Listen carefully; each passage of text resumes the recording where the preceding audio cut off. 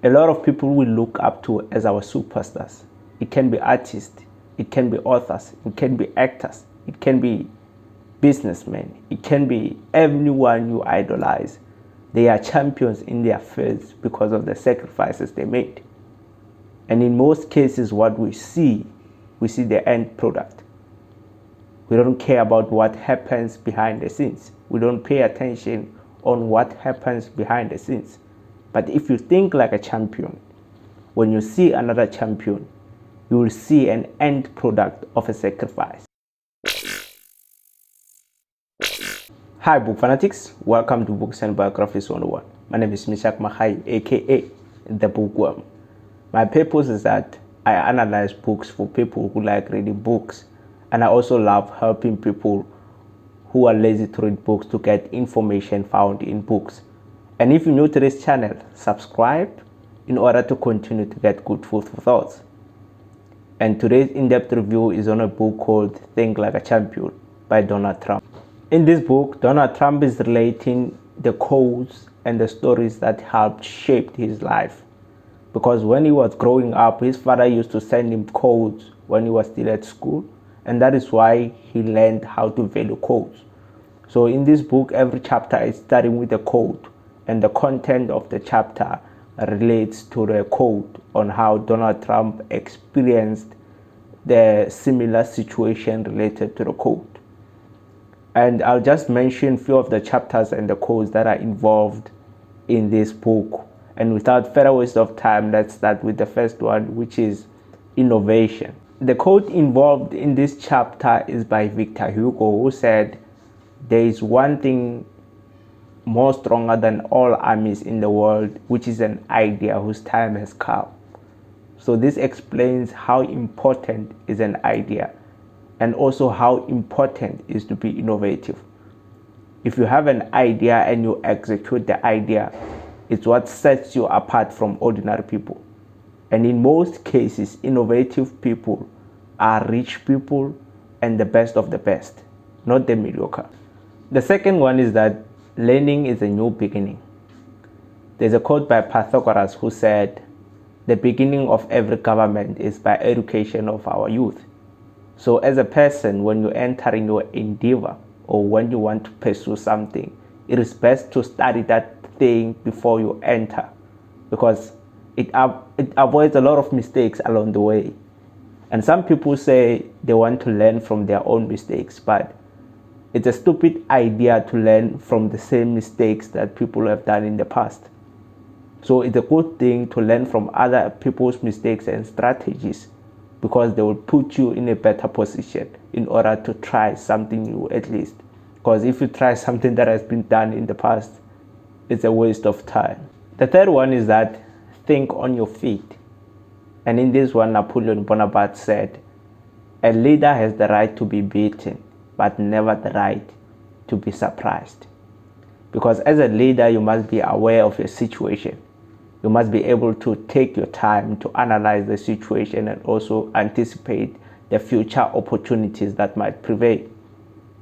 Because it is not a bad thing to try a certain endeavor and fail, but it is a terrible and a heartbreaking situation whereby you thought of pursuing this endeavor, but you procrastinated. Now you see somebody who's successful in the very same thing, and you'll be like, "I wish I could have seen it coming." It is a very bad habit of doing that, because if you are a leader and you keep on doing the same thing like that, you're not going to be able to move on with success in life. The fourth one is that give yourself a higher chance. And in this one, Albert Camus said, "Achievement is a bondage. It obliges one for higher achievement." Here's the thing, success or achievement is addictive. Once you achieve something, you want to achieve more, because the feeling of being successful, it motivates you for more success. And that is why we see a lot of billionaires like Donald Trump keep on going, even if they have billions. It's because it's no longer about money.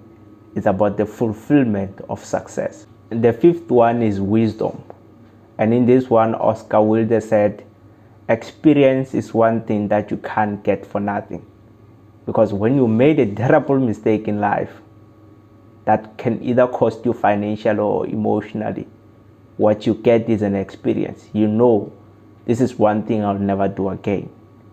And that is wisdom right there. But wisdom doesn't only include the experiences you had. It also includes the knowledge you acquired and the integrity you developed. So the experiences you had in the past, the knowledge you acquired so far, and the integrity you developed so far is the measure of the wisdom you have so far. The sixth one is that the more you learn is the more you realize what you don't know. And in this one, Perlbach said, if you want to understand today, search for yesterday. So if you open your mind for something or for learning, is the more you realize that there's a lot that you don't know. It's like reading books. When you read a book, it gives you a reference to the other book that you should read, and the series continues on and on without ending. But remember, the more you read is the more you get informed. So we read past papers in order to understand today. And that is why Perlbach said we search for yesterday in order to understand what is happening today. But some people, when they see people who read books, they be like, people who read books are weird because books are not interesting and boring. And the minute you say books are not interesting or boring, you automatically shut your mind from learning. And that is what we call ignorance.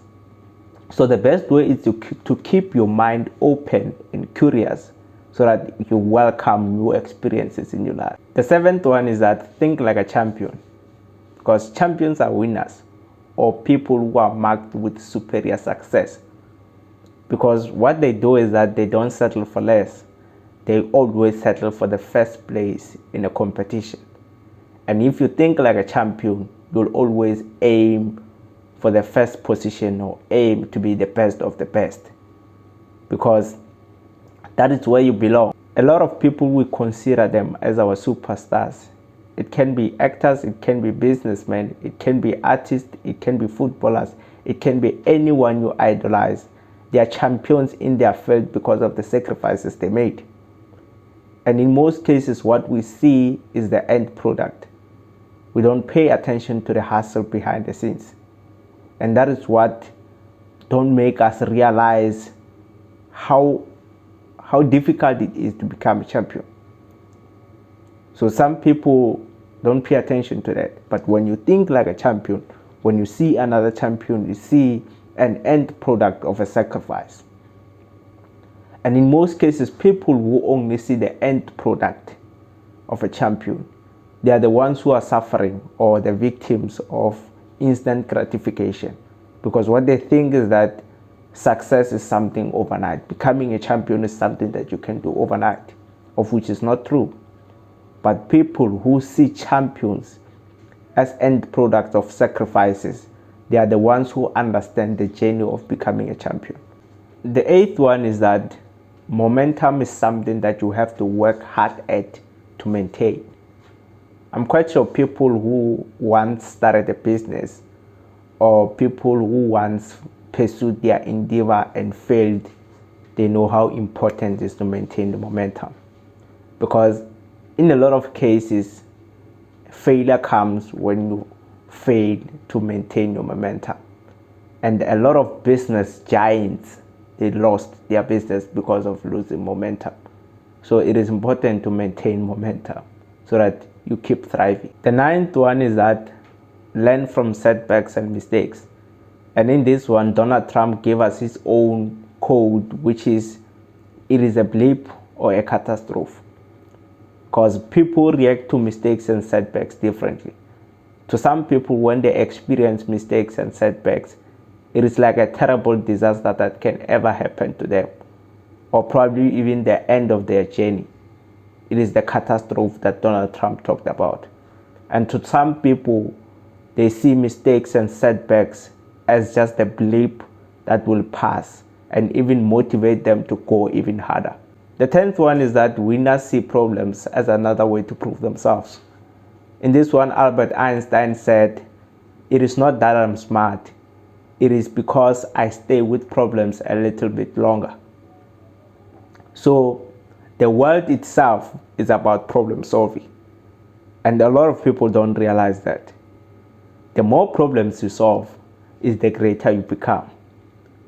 Winners see problems as an opportunity in disguise, but losers see problems as burdens. So there's a lot of problems here on earth, even more than the number of people on earth.